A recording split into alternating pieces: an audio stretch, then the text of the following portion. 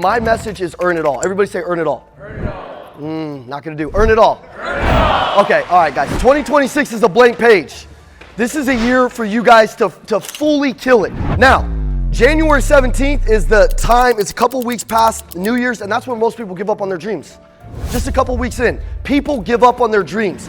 We have built a 9-figure organization in 5 years. I'm the co-president of our company. I'm gonna talk about our company today. We built something that's pretty freaking amazing. And more than anything, we got a lot of people that are winning around us. And they're happy, guys. You know, screw all the money and all the things and fame or any of that stuff if you're not freaking happy, right? We gotta be happy with who we see in the mirror. Thank you, guys. Thank you. Thank you. I got emotional sitting back there and watching that. I'll tell you why. Is this the mic? Am I using one of these? Can you guys hear me? Oh, okay. I didn't know why I had 5 mics on today, but I guess one of them's for audio too. Do I hear good? Do I sound good? Yeah. I was sitting back there and I was watching that video, and I got really emotional. And I'm gonna get vulnerable in my talk with you guys today, and it's gonna be fun. It's gonna be intense. It's gonna be passionate. That's just who I am. I'm misunderstood by a lot of people. Our company's misunderstood by a lot of people. I see some of my students in here, some of my guys in here, and you know who we are, but I'm sitting back there, I'm watching that, I'm thinking about the life that we live, the life that me, my company, my team, I've got 100 team members that I'm responsible for in my company today, and we started off in rooms just like this, in seats just like this, we changed our whole freaking life. The money, the impact, everything can come your way, but along the way, there's gonna be a lot of people, they're gonna lie to you. They're gonna tell you that you've gotta sacrifice everything to get successful. They're gonna tell you that you gotta sacrifice your health, you gotta sacrifice your family in order to chase the dream. And they've lied to you. They lied to me my whole life. My whole life I was around people that it was all about money. I didn't become a millionaire. Dakota freaking, he's killing it, he's on fire, until I was 35 years old. And I spent 10 years in the car business, slaving and working my ass off for everybody around me to make a lot of money. And at one point, I was spiritually and emotionally just bankrupt. I felt like I shouldn't be in the world anymore. Me and Chad were talking, and Chad's story reminded me of him. He started to find himself in a community like this, around people like you guys. And a lot of the times in the world, people don't care anymore. They don't care to get in rooms and collaborate. They don't care to get in rooms and be the example for personal excellence to each other. There's a lack of caring in this room. So when I see everybody getting together and I see what you guys are doing and I see what investors doing and I see what Dakota and his wife are doing, shout out to them. Give them a round of applause. Man, when I see what they're doing and then I see the team, guys, stand up today if you helped set up this event. If you're part of LTD, stand up real quick, my LTD members. Give them a round of applause. You have no idea, thank you guys, you have no idea what a room like this can do for somebody. And I was sitting in a room like this and I wanted a breakthrough and I wanted to be somebody different. I wasn't okay with where I was at. And this was 10 years ago, and I'm gonna tell you my story, I'm gonna tell you my testimonial, and hopefully there's one person in the room. I didn't come for 150, 200, 300. I don't care if there was 1,000 people in this room. I know that there's one person that God called me here for that's gonna find their breakthrough. There's one person in this room that's gonna hear what I'm saying. And I hope that there's more. It's just some of us, we have to touch the stove and get burned a bunch of times until we finally are like, we're ready. But I'm here to tell you, I got word from Dakota, and he closed me on coming down to Fort Wayne. I had no idea where Fort Wayne was at. I'm like, and then I'm looking out here, I'm like, dude, this is nice. Me and my cameraman, we're like driving around. I'm like, there's trees, there's grass. I'm in Arizona, there's no grass. Do you guys know there's no grass? I lived in Colorado my whole life. There's no grass in Arizona. It doesn't smell like anything. Like, it smells nice out here. I'm like, oh my God. But, you know, I love where we're at. I love what you guys are doing. And Dakota closed me on coming down here, and he said he wanted me to speak to this community. And I've always felt called to be close to Dakota because I'd never seen a leader at his age and the way he started, and me and him have a similar background in the car business, him trying to help people escape the rat race the way that he's trying to escape them. And my job today is to help you understand the mindset, the skill set, and the habits it's gonna take for you to escape that rat race too.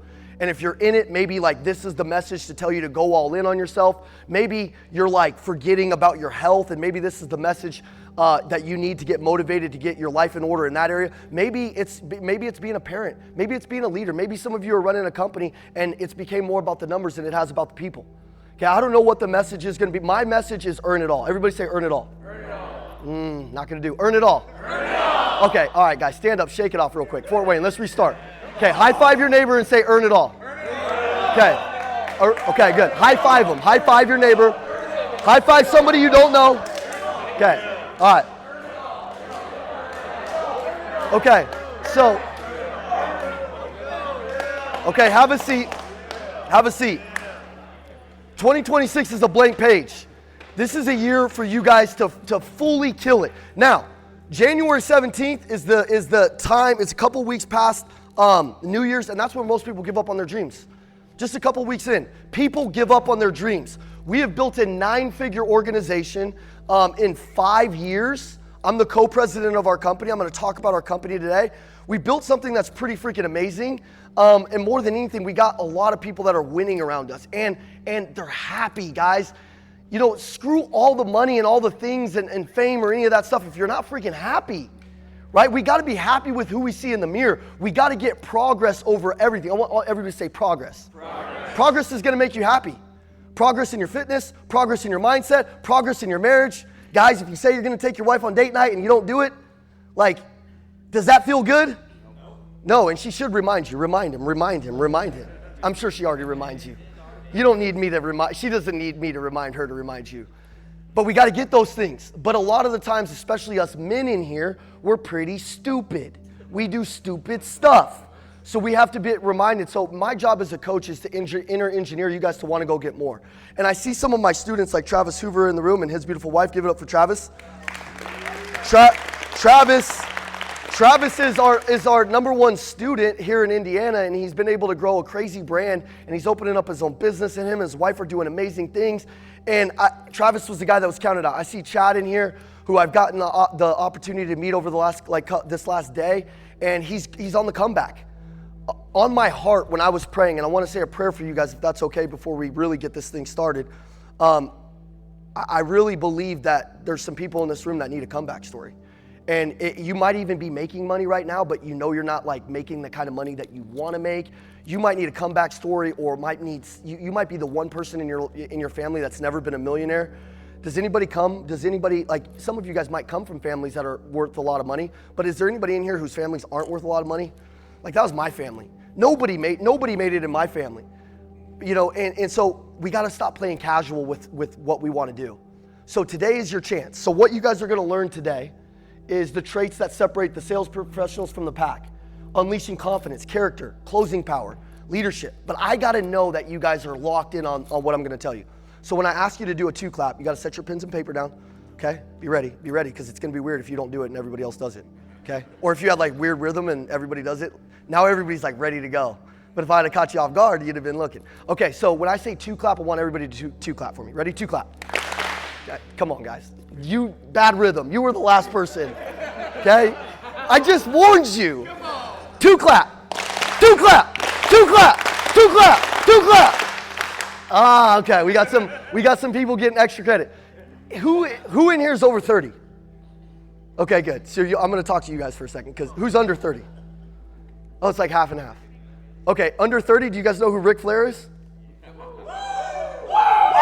Okay, we got a couple. Everybody over 30 know who Ric Flair is? Over 30, folded? Okay, good. All right, so Ric Flair, he's a wrestler, and every time he'd like go out on stage, he'd go like, whoa! And he's just fired up, right? Did they call him the Nature Boy? Yeah. The Nature Boy, man. He'd go out there fired up. He's having fun. His energy's magnetic. Like, and I think he would drink like 12 beers before the thing and take shots. I'm not encouraging that. But I am saying Ric Flair was a monster, and you got to be psycho about your dreams. So when I ask you to do the Ric Flair, you guys got to get a woo for me. Can we let the woo live? Ric Flair, give me the Ric Flair. Guys, some of you guys are like thinking about what other people think about you, and that might be the one thing that's holding you back. How are you gonna grow a brand on social media if you're cared what other people think about you? How are you going to do that? How are you going to grow a business? How are you going to call people and get rejection over the phone and create $1 million life or a multi-million or $1 billion life if you care what people think about you? Give me a Ric Flair. Two clap. Ric Flair. Two clap. Okay, I just got to, see, we woke the baby up. That's right. This baby growing up in this environment, this is good. My son and my daughter, they've been in the Lions Den for the last couple of years, and this is all we do. This is how we live. So when I'm talking to you today, I'm really just going to let you in on a little bit of my world, a little bit of my testimony. Let's kind of get into it. This is my beautiful daughter at the top. Her name is Harlow. Gosh, that's my wife. Her name is Jacqueline, and she just recently won a fitness competition. She won overall. She's 36 years old. She was competing on stage against a bunch of 25-year-old chicks. And so if you don't believe that I'm a good salesman, just look at the picture, guys. I'm not that attractive. Who's single in the room? Raise your hand. Okay, why did some of you guys raise your hand like this? Okay, pay attention. I'm going to teach you how to be a badass today. You're going to get the woman of your dreams. All right. Well, and guys, listen. You have hope. Like, you got hope. I mean, look at me. I mean, I'm not the best looking. I figured it out. My son Jackson, he's an animal. If he was here, he'd be like backflipping off of this thing. He doesn't listen to anything I say. I have no idea why. My daughters listen to everything I say. They're the cutest things in the world, but my son doesn't listen to jack shit. And faith is important to me. So, there's something on the screen that says be present today. That's all I need. I just need one conversation for you to just put your phones down. Everybody be present. Everybody listen. Can I get an amen? Amen. Okay.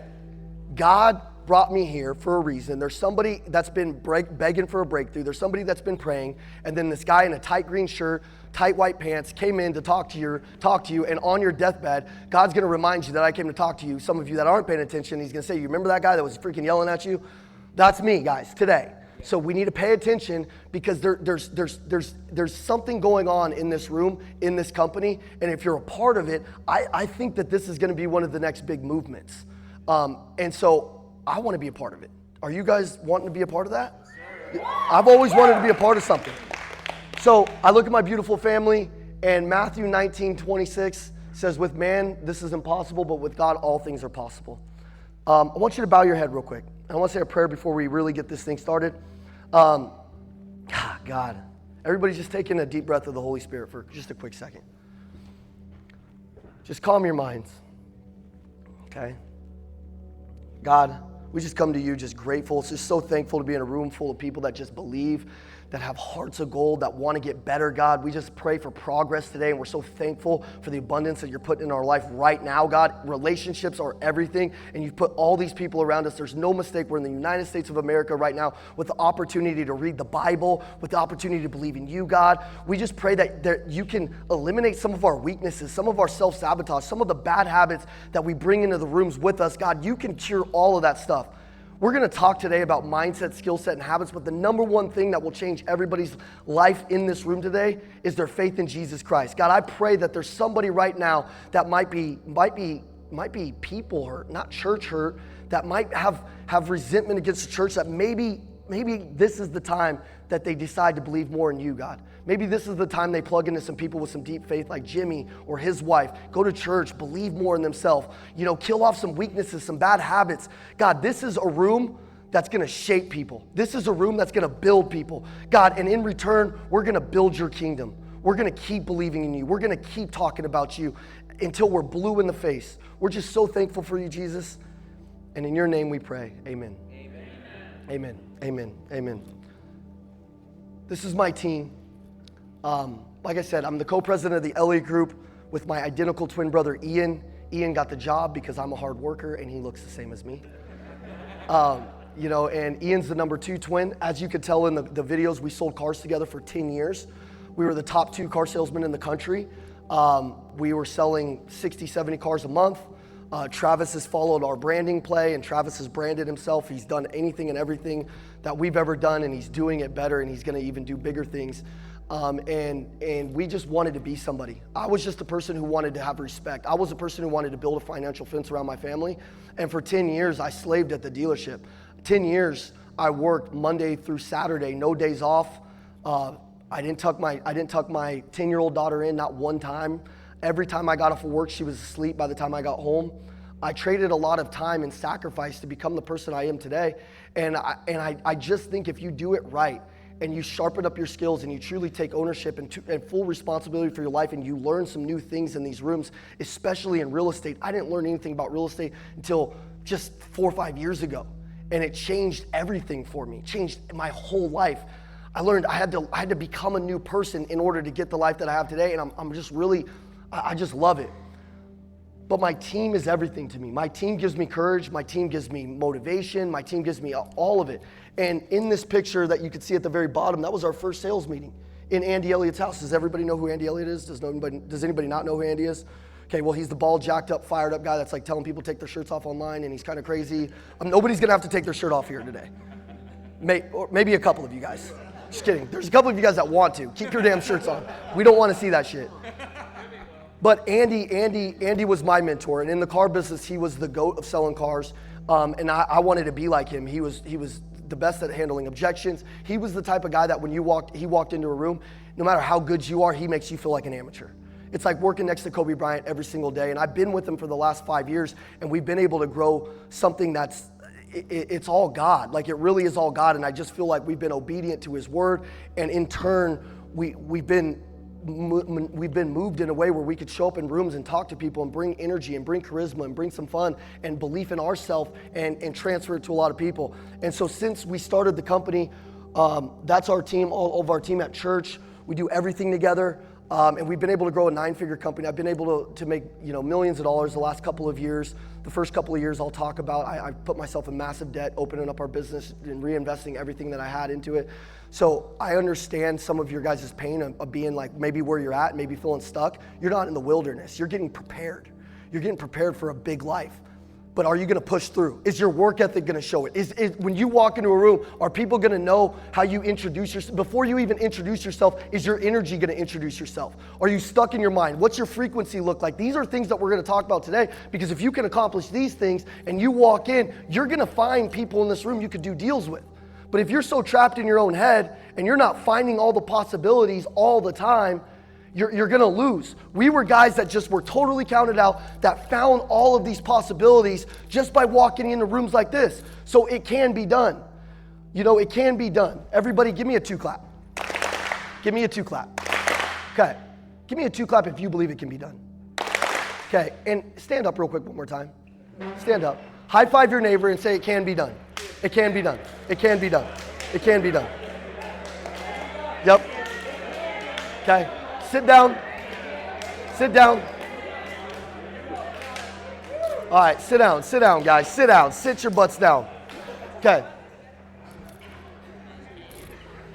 I look at my team and I look at the life that I have now, which it's honestly so incredible. I can't even, it doesn't feel real. Sometimes it doesn't feel real. I got my dream house, dream cars, my dream woman. But 5 years ago, I was fully bankrupt. I was fully bankrupt on my mindset, the way that I believed, everything. And it reminds me of a story. And it reminds me of this keyhole. And it reminds me of who I want to become and who I don't want to become. There's 2 types of people that you're either chasing. Either the person you want to become, or you're running away, actually, I should say, from the person you don't want to become. Do you guys know which one's more powerful? Do you know which one's more motivating? The person you don't want to become. My dad, who has 9 kids, one of our sisters lived here in Indiana. We've got 9 kids. I'm the youngest of 9 children. 9 kids. Yeah, it's freaking crazy, but it's like a Jerry Springer shit show. Anybody remember Jerry Springer? Dude, that's my family. My dad was on his 4th wife when he met my mom. My mom didn't know that.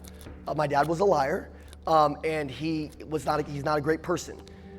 He's an alcoholic. He's abusive. He's just a manipulator. My dad is I would say my dad used his sales skill and his persuasion ability in the wrong way. And there was times where I became my dad. I became the person that I didn't want to be. I remember when my dad would show up to our house every couple of years and I could hear the keyhole. And I remember hearing my dad show up and the way his car pulled up, the way like the keys jingled in the keyhole, I remember thinking like, oh shit, this is gonna be a bad situation, or this is gonna be a like decent situation. My dad was never great, but there was times where he showed up okay, and that's when he wasn't drinking. And I remember protecting my mom. The last time I saw him, I was 18 years old, and he had been very abusive to my mom. My brother and I stood up for my mom, and he's way bigger than us, and we beat the shit out of him in my living room, and we kicked him out of our house. And just a couple months later, my dad found his way into mine and my brother's houses, and my brother had his very first baby. And as they were leaving the hospital, this is how crazy my dad is. It's not a victim story, but it is motivating, and it is a chance for you guys to not think about my story, but think about yours. My brother's leaving the hospital, and as he's leaving the hospital, my dad calls him, and my dad wants to see, his granddaughter. So my brother goes and picks him up on the way home from the hospital. As he's leaving the hospital, he has like one of those like cowboy guns on him, like those cowboy guns that are like revolvers kind of. He's sitting next to the baby, and he's outside of the window shooting in the air on the highway, like celebrating, drunk, next to a brand new baby.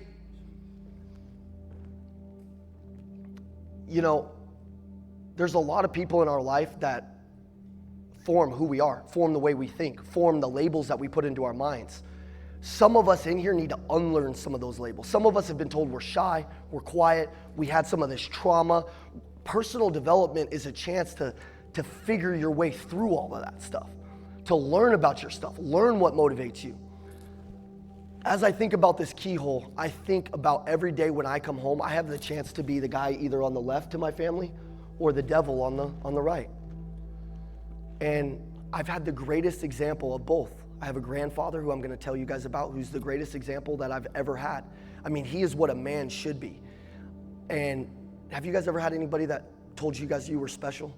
Anybody ever told you were special? My grandfather would slip $20 in my pocket and tell me I was his favorite grandkid. And you guys ever had anybody like that, like a grandparent or something, man? If you don't, be that person for somebody. You be that person for somebody. And he would tell my brother the same thing too, by the way. Yeah, he would tell my brother the exact same thing. And I would hear him, and I'm like, Granddad, you're not good at this. But I think about that keyhole because there was a chance, I told you, now I've got this great life, but before, some of you might be in a place where you're self-sabotaging in areas and you're looking for the hack to make millions of dollars, and the hack is getting your shit together. The hack is finally keeping your word. The hack is if you say you're gonna get your fitness right, you stick to the plan. The hack is doing the mundane even when you don't want to do it.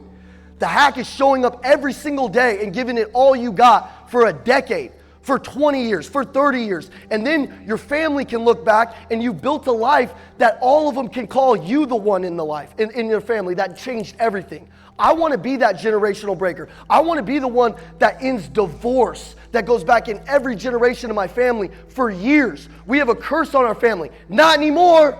Not anymore. I'm going to be the best husband to my wife. My brother's going to be the best husband. We're going to end all of that. Who else is going to be the generational game changers in their family? We need more men especially. We need more of you guys to step up and be the example. There's a lot of weak, mediocre, casual people in this world that have just given up on everything.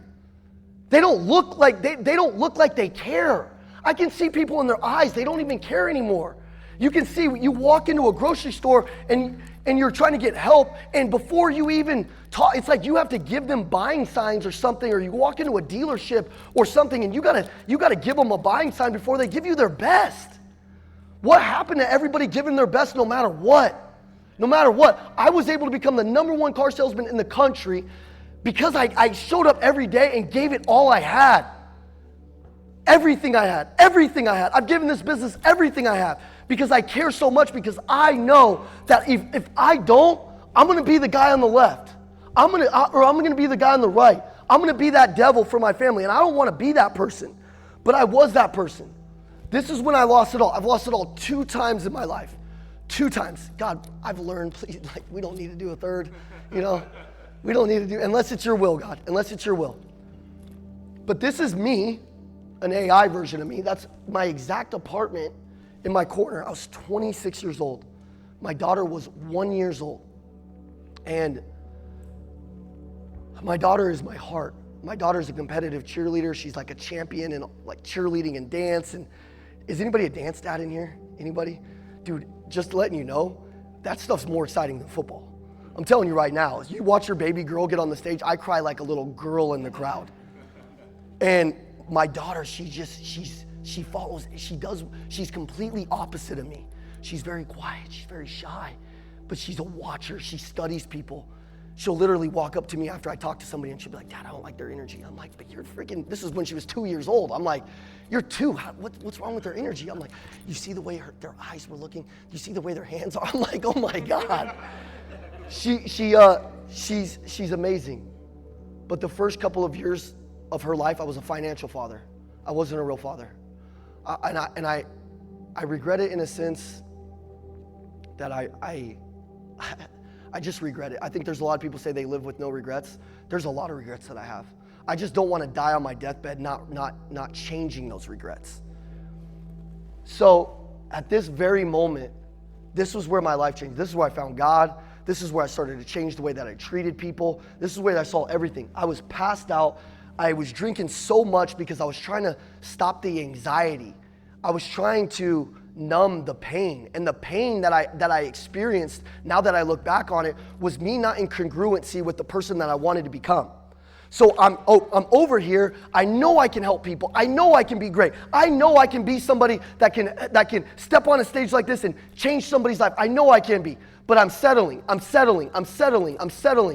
doing stupid shit. I'm going out with the same friends. I'm going 2 days of working out and then 3 or 4 days of bullshitting. Like I'm in this repetitive, habitual cycle of being a loser. And it caught up to me. I left my job. I opened up my business. And my best friend who we invested money in, me and my brother in this business, he left. He just left. He literally, I've not talked to him since this day. We grew up since we were little kids together. We got the same tattoos and everything. I've not talked to him since I was 26 years old. Every dollar that I have, he stole.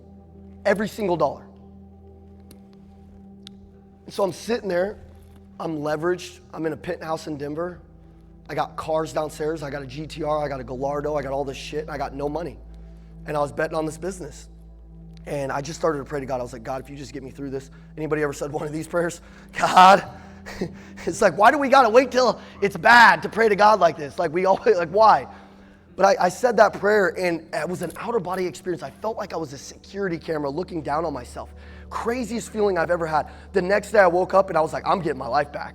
I'm about to start working out. I'm going to start taking care of myself. And for 3 years, I stopped chasing money. Some of you guys, you're chasing money so hard it's running from you. You're chasing money so hard. I was doing all of these things, and I'm admitting them to you guys. I was a failure by anybody's standards. Actually, by most people's standards, if they looked at me from the outside, I was probably doing pretty well.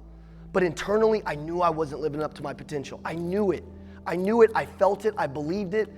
And I couldn't lie to myself. And when I had that awakening, I started saying, every day I'm going to earn my way back. I'm going to earn it all. I'm not going to sacrifice anymore. I'm going to show them what I'm made of. And everything changed. That one night, I'd be the comeback kid. A lot of you guys, there's a comeback, man. I feel it. Does anybody feel the comeback in this room? I feel it, Chad. I feel it, Chad. I feel it for you, bro. I feel it for you, bro. I know you're going through a lot of stuff. There's some people in here that are dealing with shame, guilt. There's a lot of, I feel it. I know it. And all of you guys, that one share, one message can change your whole life. But you got to believe it with me. Who believes it? You just got to believe it, man. I started to get forged in the fire. I started to restart my disciplines day by day. Everybody say day by day. Day by day. One step, one habit at a time. One habit. I want right now for you guys to write down one habit that you know that if you started doing again, and you started committing to, your life would change forever. Stop living in your past life. Start living in your calling. Everybody say calling. Start living in your calling. Does anybody feel like they should be helping more people out? Does anybody feel like they want to make more money so they can give some away? Does anybody just feel like they want to walk up somebody and just pray on them? Maybe they're hurting. Does anybody want to pay for somebody's groceries that they feel like is struggling? How are you going to do it? Well, you got to have the courage. You got to have the courage in your own life to step up. And you're never too old, you're never too young to do it. If you're 18 in this room, you have no idea what I would give to go back at 18 years old and get in rooms like this and be able to learn. I thought I was stupid. I had one of the letters. I don't know what they call the ADHD, AED. I had all the letters, I think. Back then, who's 35 in this room? Did they label that shit back then? I don't remember them telling us. I just remember them telling me I was stupid. They're like, you belong in the classes that aren't the top level classes. I was in those classes. I'm like, this doesn't feel right. But you know what I found? I wasn't passionate about what I was learning. When I learned sales and leadership, those are the two things that can get you rich. Sales and leadership. I want you to write those down. I want you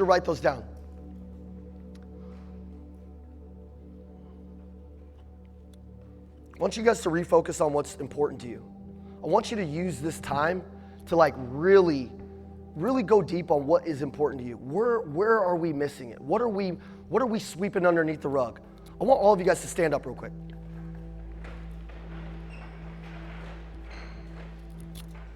I want all of you guys to declare this, with all that you have, and don't think about anybody next to you. I want you to say, and just repeat after me, say, I'm not finished. I'm not finished. No, come on, you got to think about it like this. Are you finished? Have people said that you're not going to make any more money? Have people capped you? Are you just going to live in that house? Are you going to continue to grow? Are you going to give back to your church? Are you going to be the one that they're talking about in Fort Wayne? You got your name in everybody's mouth because you're growing something big, or are you done? You got to say, I'm not finished. I'm not finished. You got to believe it, man. You got to have a delusional belief that everybody that you talk to needs to know who you are. I'm not finished. I'm not finished. You got to believe it. I'm not done. I'm not done. Okay, sit down. I am never done. You got to believe it. You got to believe it. You got to declare it. This has to be something that when you show up in a room, everybody knows that you showed up. You got to walk in a room and your frequency speaks. Even before anything you say, and your frequency is what you frequently see. Do you always see the problems, or do you see the solutions? You know what the solutions are? Working harder on yourself than you do on the job. The second you start self-investing and growing yourself, that's when you reach an unstoppable level. Most of us, we haven't learned enough. We haven't unlearned some of the things that have held us back. Today's your day. Turn to your neighbor and say, I'm not done, I'm not finished. No. Give them a hug. Give them a hug.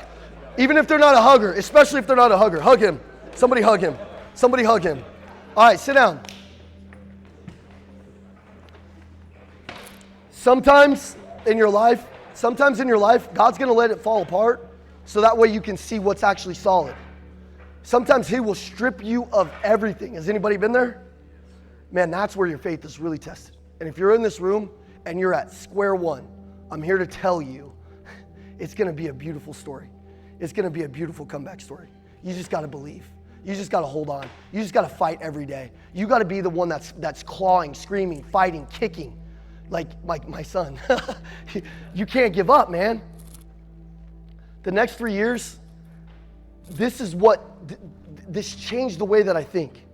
I want everybody to write that down, or take a picture of it. Write it down. Chase the man, not the money. Chase the development. Chase your growth.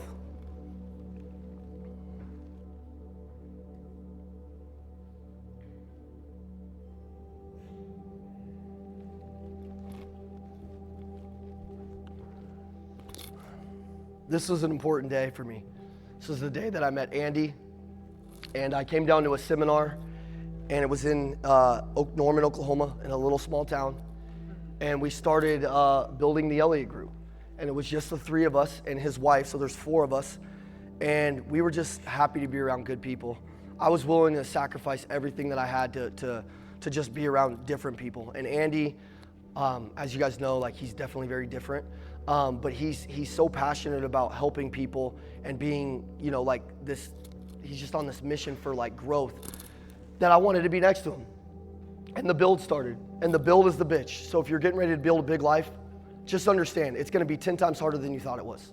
Whatever you think it is going to be, you're going to have to give that much more. And a lot of the times, it might be 2, 3, 4 years before you see any fruits of your labor. It might be 3 years before you see that big check come in. I remember doing these late nights, Early mornings, this is us. We were our marketing team. We were the janitors. We were everything. We were going out trying to figure out all this information. And this is me like 5 years ago before I had the beard. You know, it's like I hit puberty in my 30s. It's crazy. That's Danny Klein. If you know Danny, looks completely different. He just won his first fitness competition. And we traveled the world together. We started building this company day and night, day and night. Dude, I was taking any gig. $1,000, I'm coming across the country. $1,000, me and Ian or Andy are jumping in our car. We're going out there because we were hungry. We were obsessed. And if you're going to go a big life, I want you to write this down. Greatness is found in the extremes. How extreme are you willing to get? Some of you guys, you're not gonna win because you're not willing to make the calls. You're not willing to make the dials. You're not willing to stay disciplined. You're not willing to stay consistent. This was us years ago, going everywhere trying to figure this stuff out. I wonder who in this room is going to be the best student. I wonder who in this room will go to any length to make this thing work, minus sacrificing their family and their health. I wonder who's going to do it, because I know there's some people in this room that are crazy. Who's the crazy ones in here? Do we got any crazy ones? It can happen. It can happen for all of you guys. I love this picture because I just see some people on our team, and loyalty is everything. If you guys have some people that have been good to you, can you write this scripture down? James 1:6-8. James 1:6-8. Okay? He says in that scripture, he says, a person with divided loyalty is unstable in all they do. If you're half in on the word, if you're half in on the company, if you're half in on this industry, if you're half in type of person, you're never gonna get it, man. You got to be a person that's just sold out for God. You got to be a person that's sold out for this business. You got to be a person that reps your company, or maybe you're like the owner of your company. You want your team like repping your brand, right? Or how much are you repping? Do you talk to people? Do you know that everybody at the gym, everybody at the restaurants, like these are all your leads. There's people everywhere. We were completely sold out for this mission. All we wanted was this stuff. The world took notice after a couple of years. That's our company down below. Travis, are you in this picture? He might be in this picture. Travis would come out. That's my wife on the left. Isn't she beautiful? Alicia Keys ain't got shit on her. I'm just telling you. I have no idea how I pulled it off. Most people, they're looking for the word track to close the deals. Most people, they're looking for the lead. They're looking for the lead or whatever. I just think that if you become this person over a couple of years, the money will rain down on you. It will absolutely rain down on you, but you got to be different. Everybody say be different. Everybody say have fun. Everybody say be intense. You got to be intense, and you got to be passionate. I mean, listen, I've been told I was crazy my entire life. I'm not crazy. I'm called. Like, I'm called to do this shit. I know deep down in my heart that like there's a passion inside of me for success, for making money, for giving back. I know it's down in there, and I know it's down there in front of some of you guys, but you got to wake up. Who feels like they're giving it their all right now? If you feel like you're giving it all, you just raise your hand so I can see who the biggest liar in the room is. Okay? If you're not giving it your all, let me remind you, you got more inside of you. Being coachable is just the ability to look in the mirror and say, I'm humble enough to say, I've not made it yet. I'm not done yet. So I want to know who can be the most coachable, who's going to leave here and be the most coachable person in the room. That's what I'm talking about. You got to be the person that's like sitting on your end of your chair right now. You're almost like stirring. You almost feel like something's crawling on your skin. If that's you, you're going to win. If you're just a little dead right now, you're still judging me a little bit. You're still like, oh, I don't know why I'm here. You know, I got my free ticket. You have no idea what this shit does to people. These are $1 million chairs. These are $10 million. These are $100 million chairs if you believe it. But you got to believe it. I'm like, I would love to just shake the shit out of you till you believe it. But you got to believe it, man. Maybe I'm just stupid. Remember I said I'm not the smartest, but like maybe I'm just like, maybe my IQ isn't high enough to like believe all of the shit that other people tell me. I'm just like, oh, that sounds stupid. Then somebody tells me something, Travis, and we're like, let's go. I'm like, what, risk it, 5,000? Let's go, I'll put 5,000 on it. They're like, that's your whole life savings. I'm like, oh shit, is that what, are we not supposed to do that? I think that's what makes the best entrepreneurs. You got to risk it. You got to be somebody that's like, you don't listen to what the world says. You got to be somebody that's not okay with mediocrity. And that's what we became in the Elliott Group. And then it came crashing down again. We were at the very top. And this picture,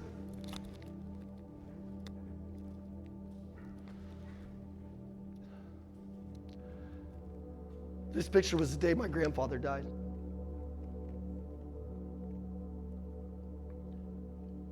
My grandparents were married for 70 years. My mom was born in that house, the house you see. And my grandpa was my hero. My grandpa had 2 sons, and my uncle, Jeremy, he was murdered. He got shot 7 times. His jealous ex-wife's boyfriend or something opened up the door. My family was sitting there, and he shot my uncle. And my grandpa lost his pride and joy. Just like that. Things can change in an instant. And my mom's youngest brother, my mom's the oldest, my mom's youngest brother, Kip, great guy, long blonde hair, 6'6", swimmer, freaking just, dude, he just is amazing, stud. He was a paramedic. He was going through an intersection. He had somebody in his ambulance and his partner, and somebody ran the intersection and killed him. He was going to be a Flight for Life paramedic. Changed our whole family. I don't know if you guys have anything that's ever happened to your family, but that story, I think about it all the time. Because my grandpa lost both of his boys, and me and my brother were born. And me and my brother were born into a family that had a lot of sadness, right? My mom would cry herself to sleep, and she had a shitty husband. It was like, but we were born into, we could change it.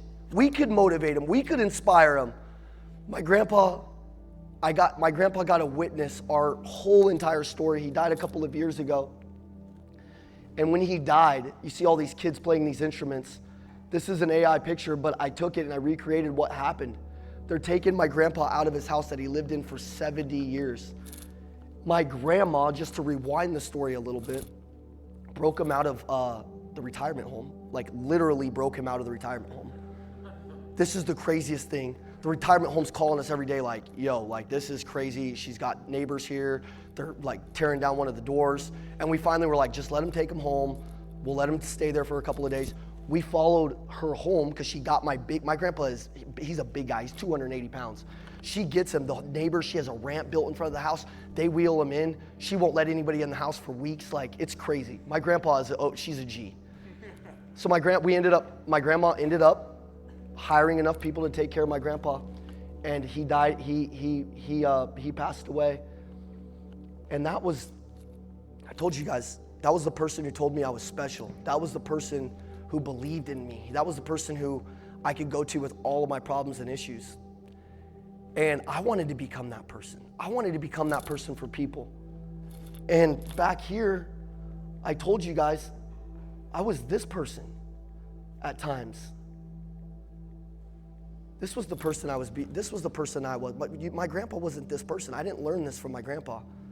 This was curses. This was something somebody placed on me. This was bad decisions. I know us Christians like to say everything is the devil. We're like, it's the devil, you know? But it's like, dude, this was me. I was becoming my dad.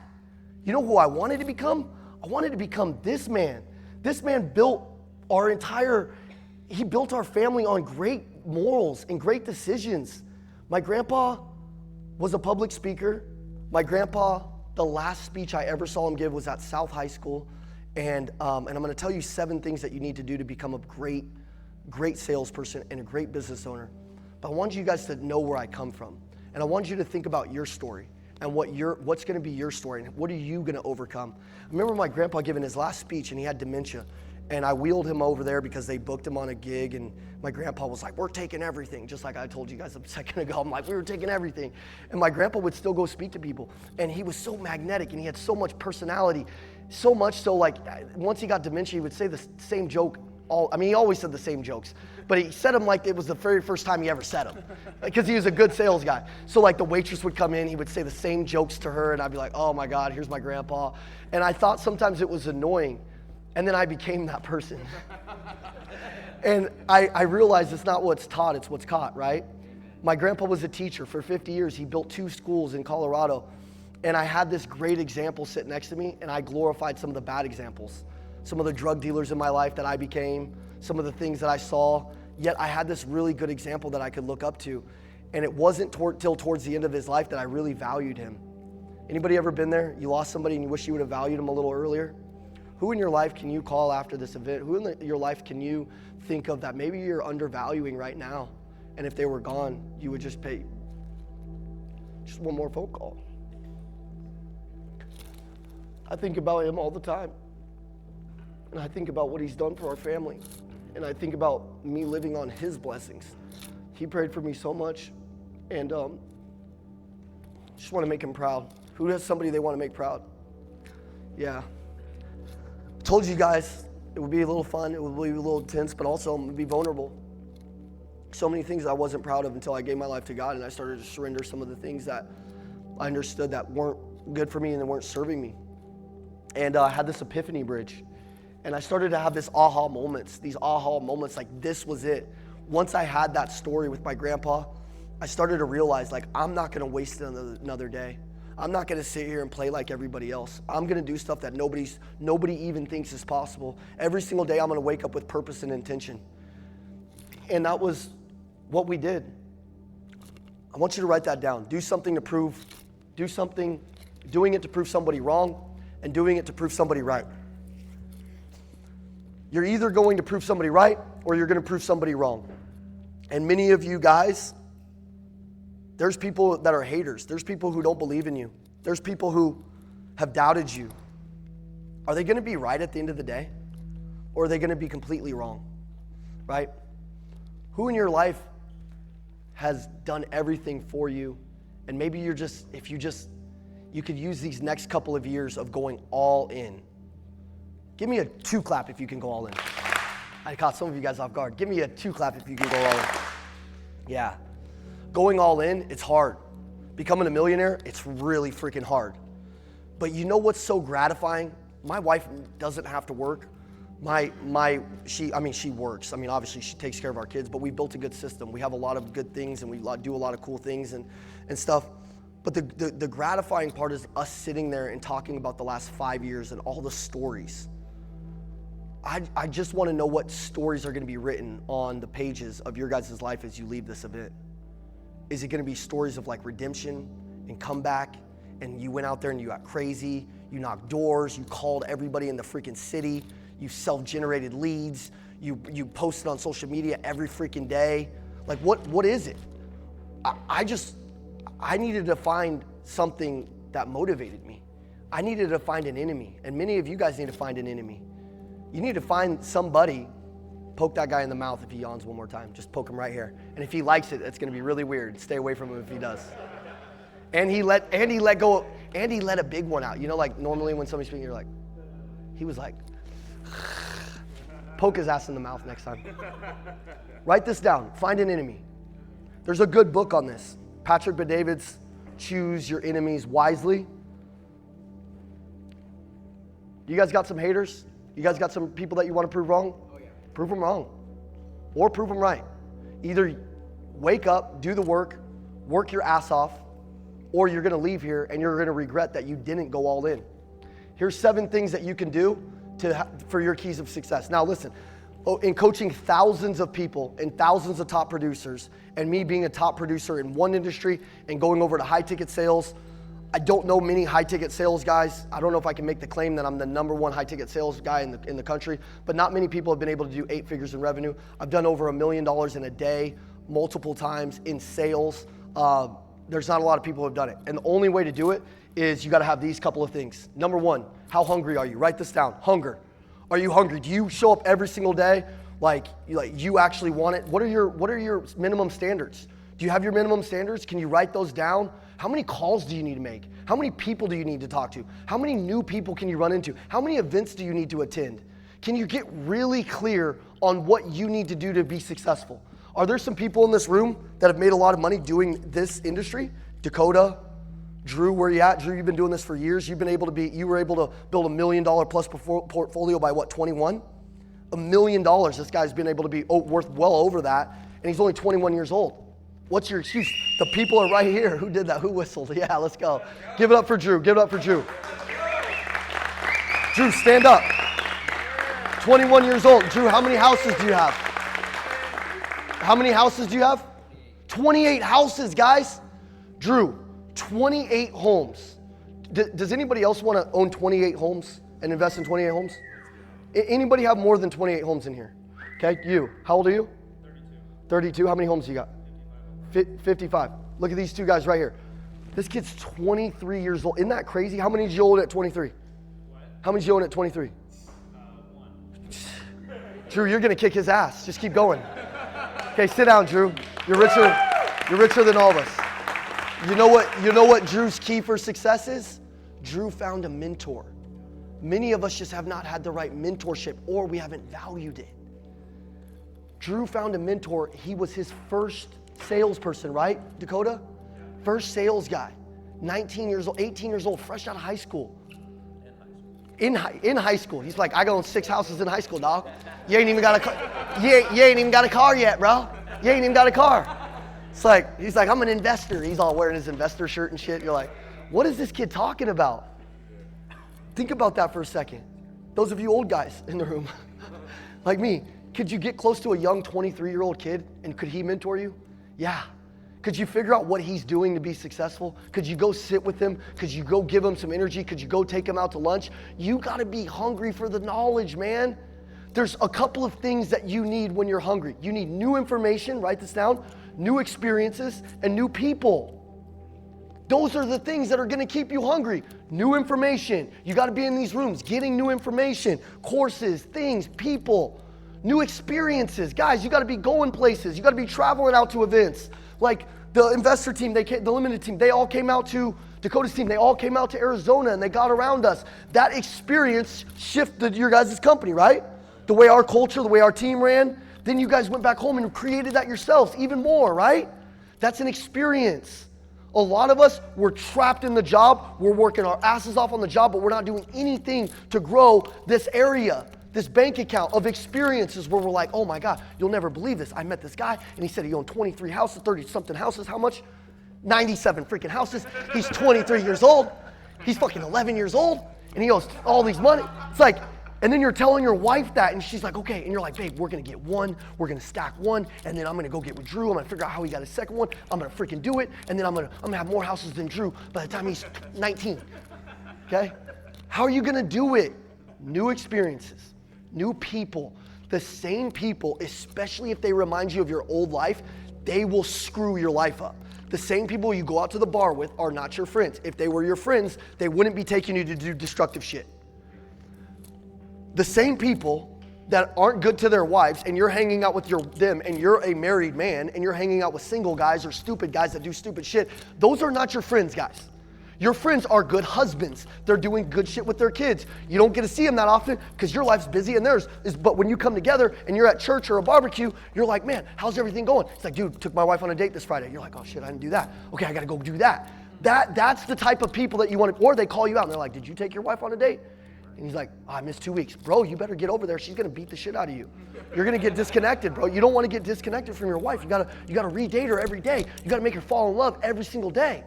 Those are the type of people you gotta be around. Are those people all in this room? Yes, sir. Now, there's a lot of the people outside of this room, they're 99 percenters. We are the 1 percenters. The 1 percenters are gonna do what the 99 percenters don't do. Do you guys got me? So when you go out in the world though, you gotta realize, you're gonna be surrounded by the 99% and then you're this one little black sheep that they're like, why don't you wanna go to the bar anymore? You're like, I don't go to the bar anymore, bro. I love you. If you wanna go do something else, if you wanna go do some personal development, you wanna go read some books at the park, I'm down. Is that boring? Yeah, but you know what's not boring? Having a badass life because you invested and you learned a new mindset, a new skill set, and a new habit.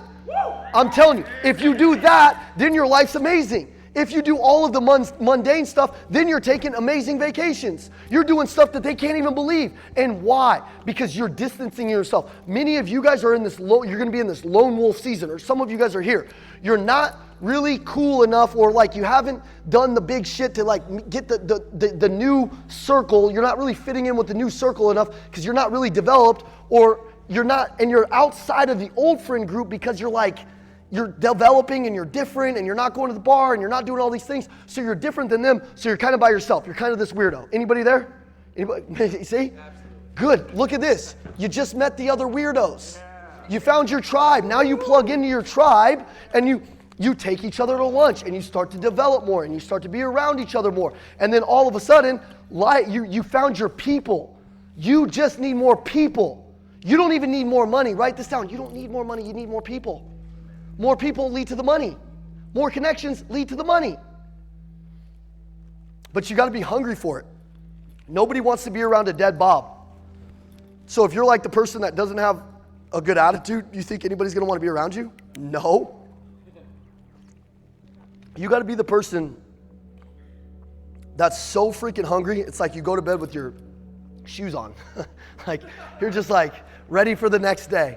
Fired up. Even when you're getting your freaking balls kicked in, you're just like, let's go, baby. I know the breakthrough's coming. I know God's got more for me. Come on, bring it. Bam, bam, bam. And you just keep going. That's what sales is. That's why most people don't want to do sales. But you can go back to whatever job that you want to do, and they can trap you with 60, 70, 80K, whatever, and people are going to think I'm crazy. That's okay. I'll make multiple 7 figures this year. I'm cool. Whatever you think is the play, if you're not a millionaire in this room, you go run your play. I'll continue to run mine and guide guys like Travis and the people in here that are ultra psychos, sales psychopaths. If you're a sales psychopath, I'll guide you. If you want to get great and you want to be the best leader and be close to God and be a great husband, I'll guide you. But the world thinks I'm crazy. I'm not crazy, I'm called. I'm called to live a different life. I walk in the world and me and Elijah, we're in the airport and nobody cares, dude. I see all these people and they don't care about customer experience. They don't care about service. They don't even give a shit about putting a smile on their face. They don't even hide that they hate their lives. But yet they're still staying in the puddle. It's like, just get out of the puddle. Just go get out of the freaking slavery. Just go work on yourself. We got to be those people that lead the way so other people decide to join us. Amen? Okay, gratitude, guys. I want you to write this down. Gratitude. Super important. Here's the real deal about gratitude. It keeps you out of bitterness. Write it down. Keeps you out of bitterness. When you're grateful, you don't spiral into resentment, bitterness, or any of that. It kills momentum. The second, those of you guys that work for Dakota, you start taking Dakota for granted, you're screwed. The second you start thinking, the second you stop being grateful for his wife and what they've done here, you're so screwed. The second you get a good job and you promise that person you're gonna go all in for them, they're the entrepreneur. I'm the number 2 in a company. And by the way, sometimes number 2s and 3s in companies can make more than the number 1. A lot of the times, because the number 1 has to take on expenses and all this shit. Go be a number 1 if you want to be a number 1. I became a number 2 and I fought for my entrepreneur's dreams like crazy. I'm the intrapreneur, right? And that life has led to the life I have today. But most people along the way, there's people in our company that are no longer in our company. They lost the gratitude. Have you guys seen couples lose gratitude for each other and then they get the divorce? Why? Because somewhere along the way, somebody stopped treating it like it was the beginning, or they stopped treating it like it's the end. What if it's the end of? What if it's the last day of your life? How do you think you treat your wife? Really freaking amazing, right? What if it was the first day like you met her? Remember when you met your wife? You're like freaking walking around, pacing up the damn wall. You're like, you guys ever do that? Just like walk and pace? I get like excited. I'm like, yeah, like what's up, baby? You know what's happening? Oh, yeah, you're looking so good. You know, you still got to do that you still got to do that. Like, you still got to do that. Guys, you got to make sure that you don't lose that edge, that newness. Everybody say newness. Don't let the newness wear off. Don't let the newness wear off for the community, the people around you. That's what the 99% do. In my company, I got 100 guys in our company. Probably 65 or 70 of them are in sales. The rest are in ops and marketing. I still am a producer inside of our company. And I most of the time, other than this month, Ollie's beating the shit out of me. He had a $1.4 million day in a coaching company. In our company, in one day. Yeah, Ollie's kicking ass. Shout out to him. I try to kick these guys. I love my team, but I'm coming to kick their ass every single chance I get. But I'm still grateful for them.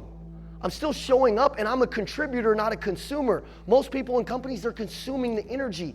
They're not contributing it back. Everybody write this down. Be known to be a contributor. Contribute into every room that you walk into. Write this down for gratitude. Gratitude will fuel your endurance. Man, it keeps your ego in check. Think about that for a second. It attracts better relationships. And my favorite one is it turns pressure into purpose. When you're grateful, that pressure that you're facing, that pressure of taking care of your kids, still making the calls, still showing up with a great attitude, that pressure is no longer pressure. It's just purpose. You know what it's going to do. You know that if you stick on the mission, what it's going to look like in a couple of years. If you're going to be a sales psychopath, or you're going to be a visionary in this company, if you're going to be an entrepreneur in this company, the greatest ones, they can see what's invisible and they can make it possible. It's like they can see around a corner. My wife, she thinks I'm like Nostradamus because every single step of our life, I've been able to call it. I'm like, babe, we're gonna do this. Our life's gonna look like this. We're gonna get a house and it's gonna have one of those doors that slide all the way open. It's gonna look like this. This is what, and she's like, yeah. At first she was like, okay, whatever. And then every step, boom, boom, boom. I'm calling it because I'm going to work. I'm praying to God. I'm getting on my knees. I'm praying, and then I'm getting up and I'm doing the work. I'm staying grateful. And by the way, that's a battle every day because the devil wants you to the enemy wants you to be ungrateful. That's where you lose everything. Perspective. Write this down. Perspective. Perspective prevents emotional reactions. It keeps you calm. It keeps you clear and strategic under pressure. It turns problems into data, setbacks into feedback, and not failure. See, you got to have the right perspective. I can think of 2 stories on perspective. One of them, so you guys remember this? Well, let me tell you this. I won't show you the picture.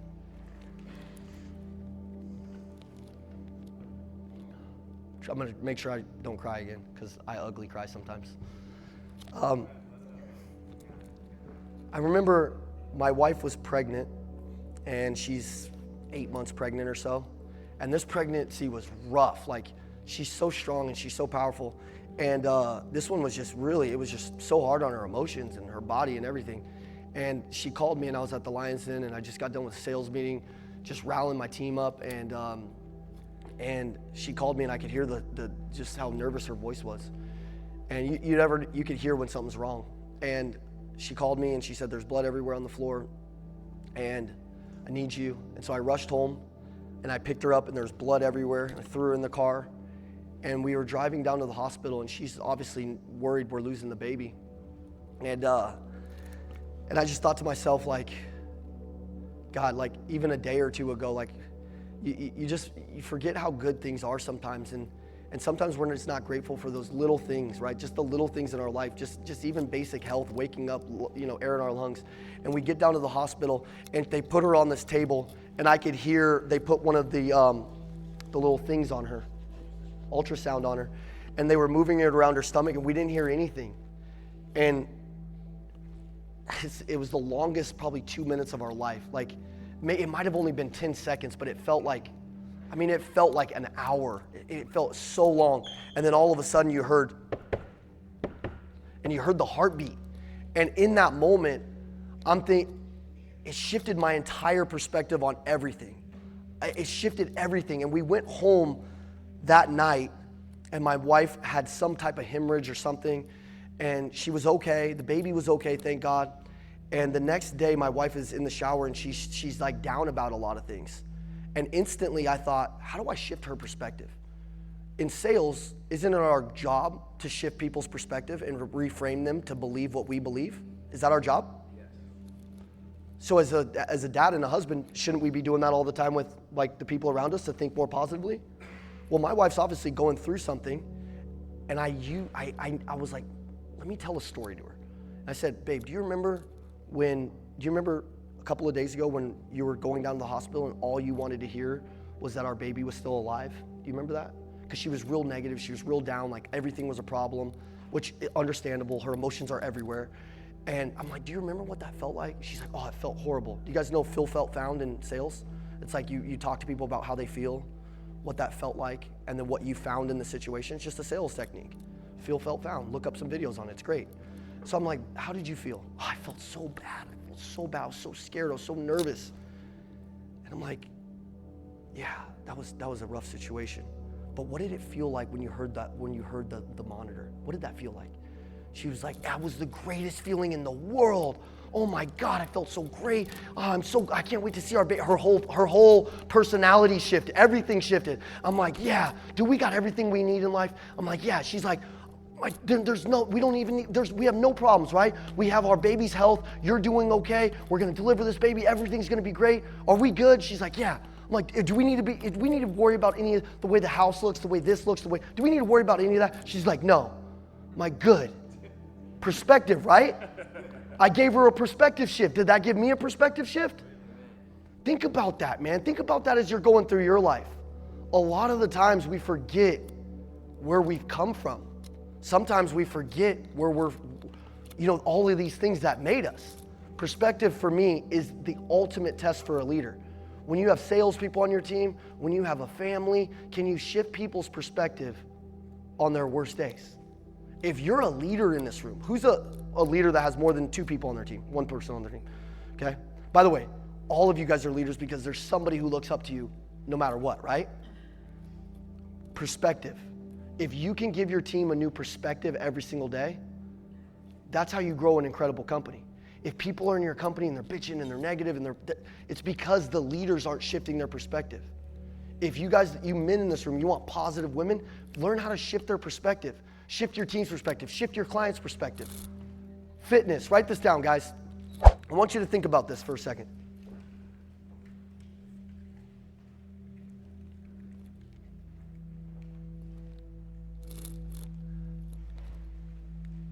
Holy shit, that has to be like that can't be right.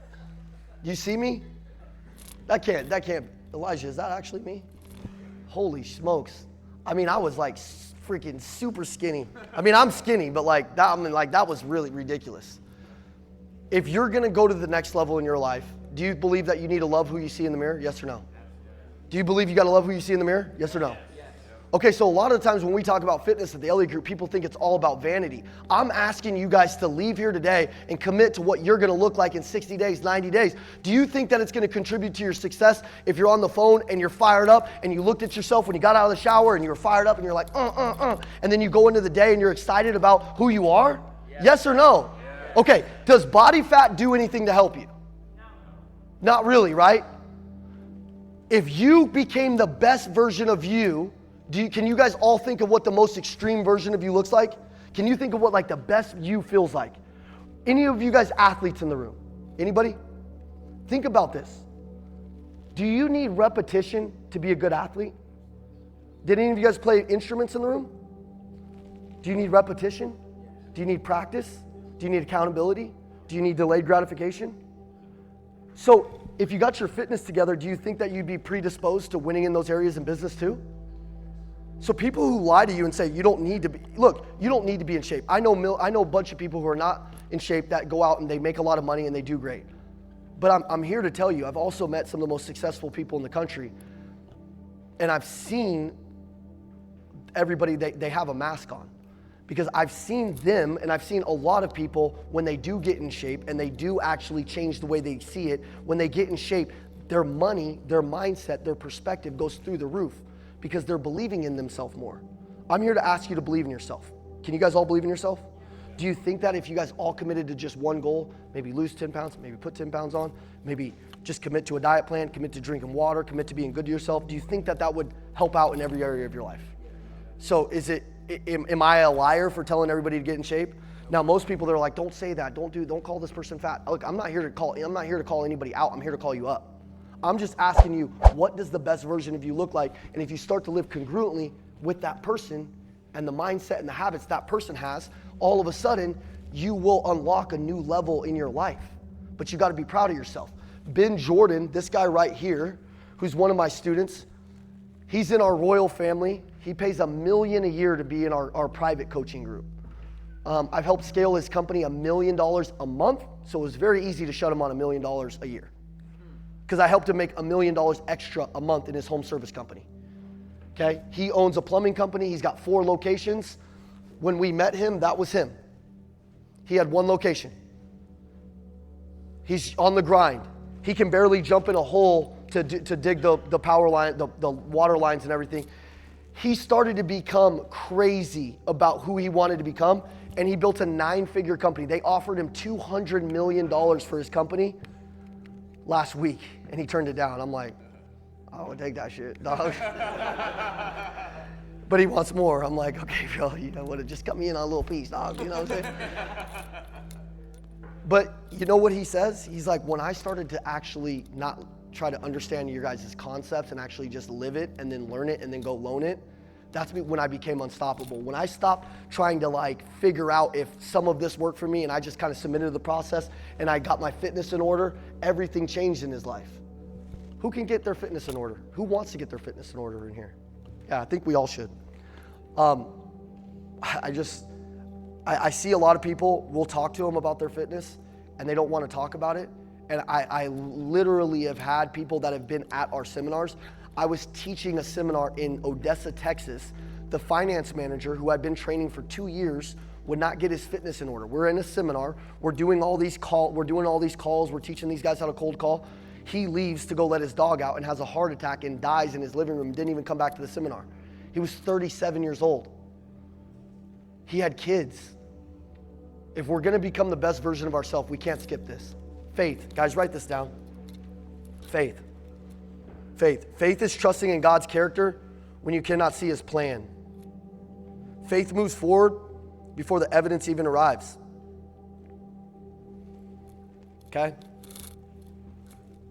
Consistency. You got to have consistency. Consistency. Everybody write this down. This is where average people quit and winners separate. Write that down. It's not even the big moment. That's not even the big moment. It's the little moments. The gap between you and where you want to go is just consistency. This one's huge. Discipline. We're going to get through this because I know I'm over. Discipline is showing up even when it's quiet. Not when the leads are hot. Not when the month is hot. Discipline in business is doing the things that don't pay today so you can dominate tomorrow. The follow-up, the leads, attacking them, the social media. Follow-up wins everything. Most of the money that most of you guys are missing out on is in the follow-up you're not willing to do. I'm a follow-up freak. I call Dakota I touch base, text message, reach out, video. And by the way, he's great at that too. Every time I leave here or something, he sends me a video. How many of you guys are doing video follow-up? Dude, video is everything. Jump on a video. Hey, real quick, thanks for talking to me about that apartment or that home or whatever that's distressed. Thanks for telling me about the house that you want to get rid of. Just wanted to share a face so that way you know who I am. Just wanted to tell you thanks for your time. I know it's non-refundable. The fact that you spent 10 minutes on the phone with me is great. You know, if I can make you that offer, let me know. Boom. And you send it to them. Do you guys want to be different? In order to get different results, just like Travis Hoover does, you got to do things that are different. Do you think other salespeople are sending videos? Do you think that they're following up every day? Do you think that they're sending an email every day? No, man, they're not. And that's why they're only getting a little piece of the pie. Okay? Couple of last things. I got to encourage you on this, and I'm going to give Fran a shout out. Where's Fran? There she is. I used one of these words, and she caught me, and I was like, shit. We were playing pickleball today. There's not a lot of pickleball where I grew up. In fact, there was no pickleball in the inner city where I grew up. Okay, so here I go making excuses, Fran. Just catch me. These guys kick my ass. I'm not used to getting my ass kicked in much. And Fran and David were putting it on us, right?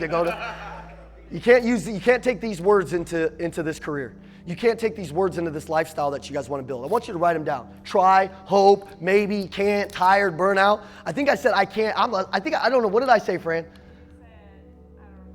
I said something. All I know is it wasn't my normal self. I was being weak, but I was under pressure of Fran's spike. So I said one of these words, and she was a good friend, and she called me out on it. We got to use, when we would use these words at the Elliott Group, Andy has a wife. Andy's wife, his name is Jacqueline. My wife's name is Jacqueline. It's a total coincidence. Just kidding, I'm super coachable. Here's what he said. He said, you got to go find a wife named Jacqueline if you're going to be successful. And I was like, I'll do it. And then I went and found a lady named, my wife's actual real name is Tiffany, and I renamed her Jacqueline. No, I'm kidding. That would be super weird.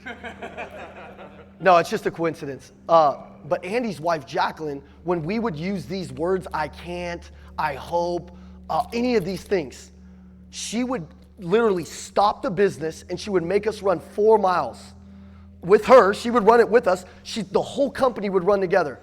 And then one of our sales guys had a heat stroke and like literally nearly died. I had to carry him down this big ass hill. We still did those things, but we switched it up to 100 burpees so nobody would die. But maybe you need to give yourself some type of consequence. If you say, everybody say, stop saying, I'm going to try. Stop saying it. Stop saying, I'm going to try. Just do it. Everybody say, just do it. Just stand up. Stand up. Everybody say, just do it. Just do it. All right, everybody say, just do it. Just do it. Turn to your neighbor and tell them you're going to the next level. High five them, say you're going to the next level. All right, sit back down. Sit back down. Sit back down. Sit back down.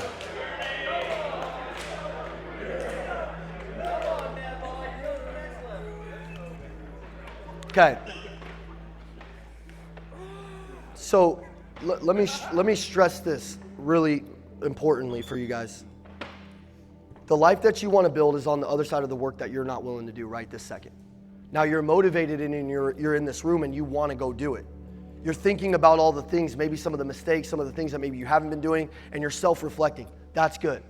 The goal is you got to do that every single day. You got to leave here and you got to become a dog. You got to leave here and you got to be the person that everybody looks to for your work ethic. You can't say you're working hard. I want to hear what other people say about you.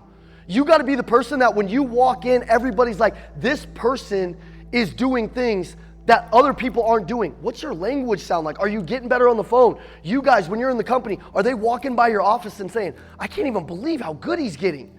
Are you writing down your one-liners? How much investment have you made in your personal development in the last 30 days? What's your entertainment budget versus your next to your fun budget? Like, think about it for a second. What's your entertainment budget? How much do you spend on the bar, Netflix, all of these things? And then what's your education budget look like? What is it? What have you done in the last 30 days? What kind of books have you read? Leadership, sales. I want you to make a game plan right now. I want you to write down any of the books that you want to read that you haven't been reading. I want you to think about when you leave here, what are you going to do to find that next gear, find that next goal? I want you to think about the habits, the mindset that you're going to need to become a millionaire. Does everybody want to make more money? Do you think that you can? Do you think you can become a millionaire? Do you think you can make 200,000?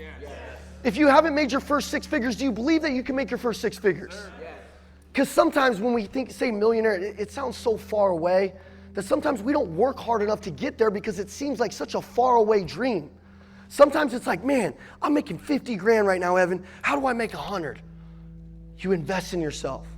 You invest in yourself. And when people are calling you crazy, you're up at night studying that course. You're up at night writing down your new language. You're figuring out the objections that you're going to get. You're going to Dakota's office. You're investing in their program. Whatever it is, you're finding the information that you're missing. The invisible life that you guys are missing out on in 5 years from now, if you don't do this, if I could show you a reel of what your life would look like if you actually did what I'm saying, what your life would look like, do you guys all feel like it would be a crazy big life? Now the goal is can we work our way into it? Can we work our way into it? I think you guys can. I think that you guys are ready. I think that all of you guys are recognizing that there's more inside of you. Give me a 2 clap if you're recognizing that. Too slow back there. You got to be faster. You got to be faster back there in the blue. 2 clap. 2 clap. 2 clap. Give me a Ric Flair. Wow, it echoes in here. All right, stand up real quick, guys. Stand up. All right. Biggest thing that I want to leave you with, and I'm so thankful that you guys just had a chance to really be present today. Did anybody find some value in something that I said? Does anybody feel like they're going to leave here and be a better person because of something that they heard today? Yes. Do you guys feel like I told you the truth? Yes. I wanted to share my heart with you. I didn't want to just come out here and tell you something that I've told everybody. In fact, I've only showed that picture of my grandpa to one other group of people. Just because it's not something I just don't know. It's something that I created that picture only. I haven't even shown that picture to my mom. My mom's gonna really she's really gonna be emotional when she sees it. But for you guys, for some reason, when I was coming down here, I was really praying on finding a couple of things that I know if you paid attention to would completely change your life and your mindset. I think that you guys are amazing people, and I just pray to God that you this is the day that you make day one for all of the goals, for all of the dreams, and you follow through with those things. So I want to invite you guys to say this after me. Just say follow through. Follow through. That ain't gonna do it. That ain't gonna do it, guys. Think about this. Is it gonna take a lot of passion to win? Is it gonna take a lot of energy to show up on the days you don't want to show up? Sir. Yeah. Who's got kids in the room? Who's got more than one kid? More than two kids? Okay. 3 kids, raise your hand. Everybody 3 kids? Okay, you guys with 1, just so you guys know, if you think shit's hard now, just like, you ain't got shit yet, okay? Who's got more than 3 kids? 4? 4? 5? 5? 4? Okay, good. All right. Well, you guys are OGs in here. Everybody say follow through. Follow through. Follow through with what you say. Today, give your word. Find one thing that you're going to follow through with, and no matter what, over your dead body, are you not going to do it? Follow through with your fitness. Follow through with your faith. If you say you're going to read the Bible, read the Bible. If you say you're going to show up to church and show up for people, show up for people. No matter what, every day you have a chance to become the person that you want to be, or you give up, you sell out, you sell your dreams, and you go be quiet in a corner. We'll feed you freaking 3 meals, and that's it. You can be docile, you can be slow, you can be not casual, or you can show up, you can be not casual about your dreams, you can be aggressive about it, you can have fun, you can be intense, and you can grow everything that you ever wanted to grow. But it starts today. Everybody say follow through. Follow through. Not yet. Follow through. Say Follow it. through. Give me a Ric Flair. All right, thank you guys.